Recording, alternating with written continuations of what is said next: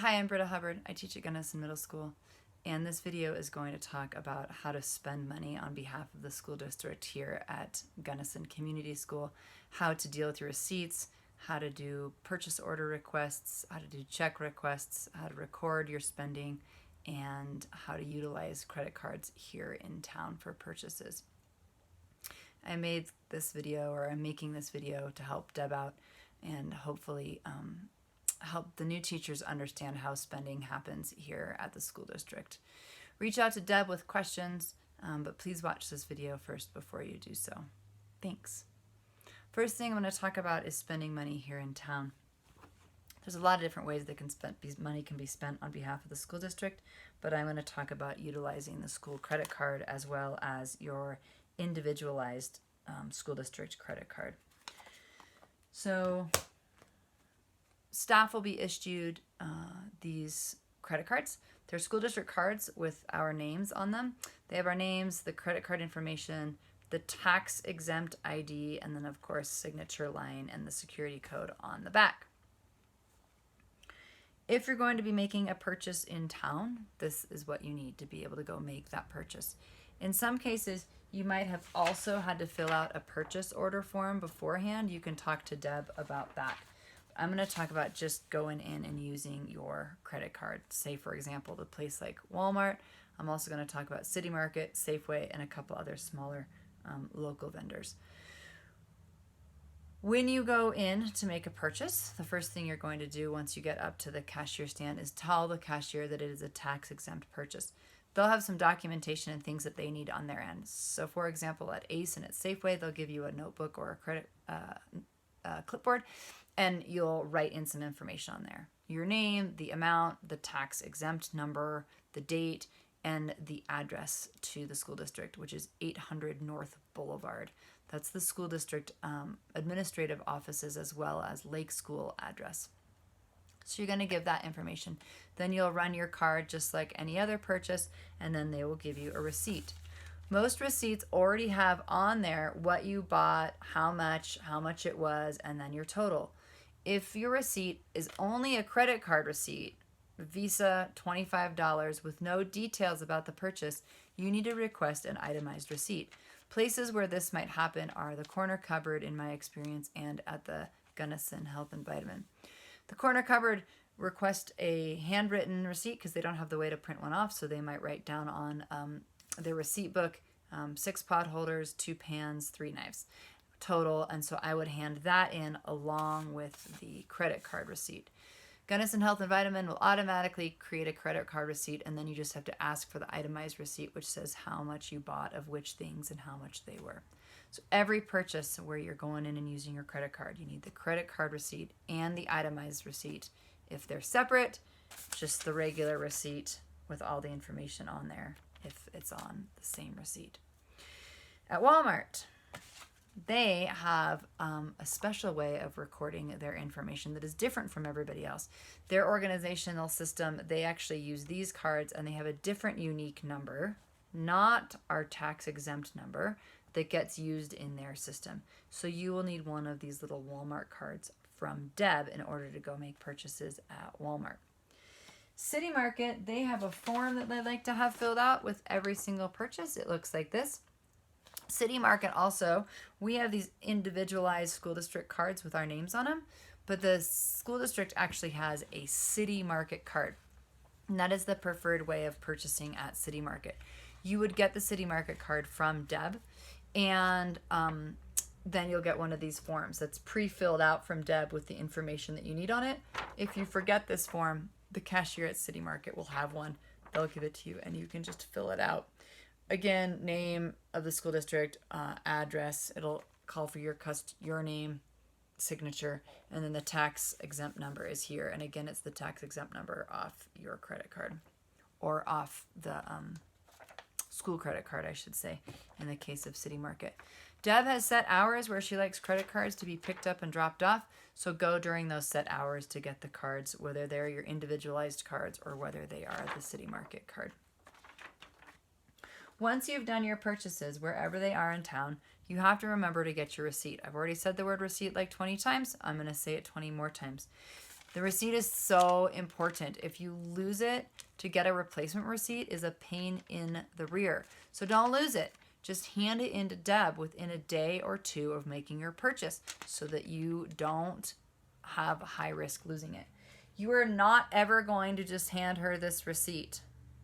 This is very helpful in the fact that she knows somebody has spent some money, but she doesn't know who.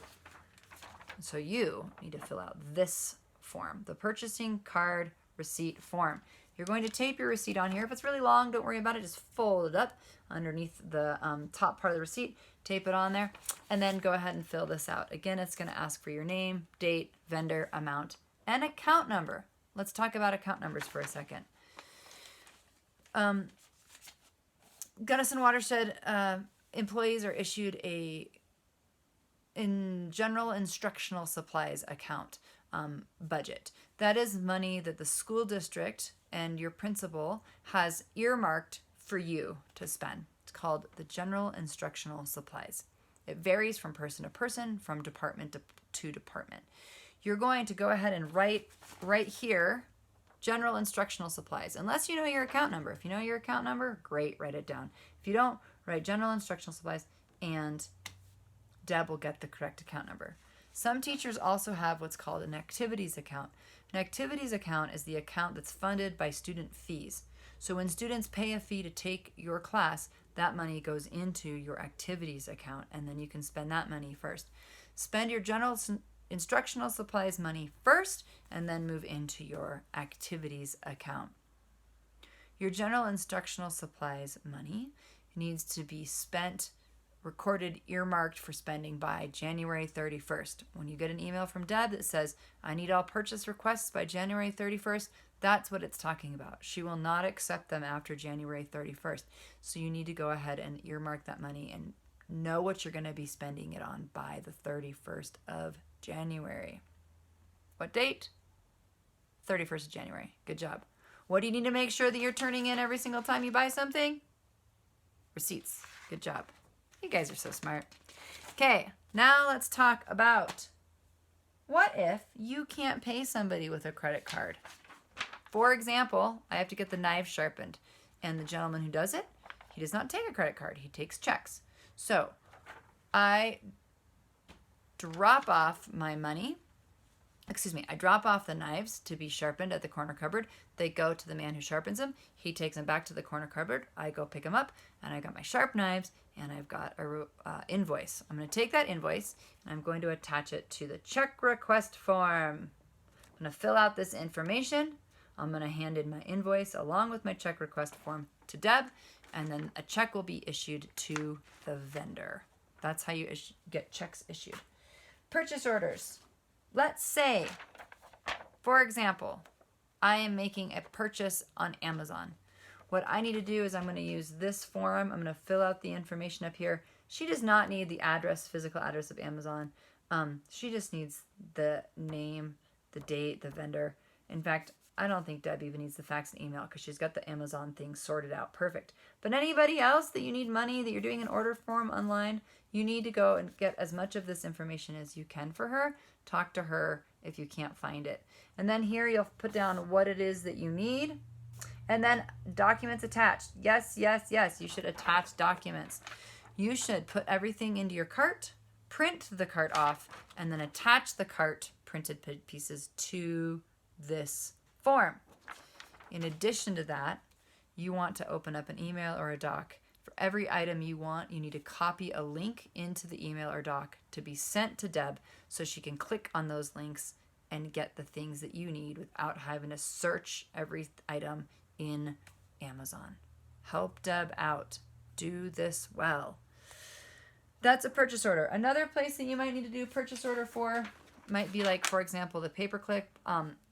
These blank ones are available by the mailboxes, as are our purchasing card receipt form. Deb has the City Market card, and the check request is also by the mailboxes, or you can ask Deb. I am a geek, and so I have one that's all printed out. So the paperclip, I put in my quantity and so forth of what I need, and then I give this to Deb, and she gets it ordered and then issues the payment to the paperclip. Sometimes, rarely, I have to make a purchase where I'm getting the receipt sent to me electronically. So for example, Joanne Fabric, I end up with that receipt of purchase in my email. So I need to print that receipt out, which in the case of Joanne's is often like 7 pages. And I attach that receipt again to the purchasing card receipt form and hand it in to Deb. Okay, I've talked about our individualized credit cards. I've talked about Walmart and their special code. I've talked about City Market and their special paperwork. I have talked about how to request a check to be sent to a vendor. I have talked about how to turn in your receipts and don't lose them. I have talked about how to fill out the purchase order, including links and carts attached to this paper. Last but not least, I hope, is remember to track your money. You can't really see this very well, but this is my tracking system. If you start the school year with $400, keep track of that $400 so you know how much you've spent and how much you have left to spend. If you don't keep track of it, then you don't know, and that's frustrating. Deb can always give you a little email saying how much you have, but it's best if we keep track of it ourselves, and then we can ask Deb to double check occasionally. But we should not have to ask her many, many times. Just like your checkbook or your budget, keep track of your money. This money that we get to spend is paid for by taxpayers here in Gunnison County and other ways that we get funded as a public school system. Use the money wisely, follow the purchasing procedures correctly, and let's go ahead and get what we need to get to do our jobs. Thanks. Have a great year.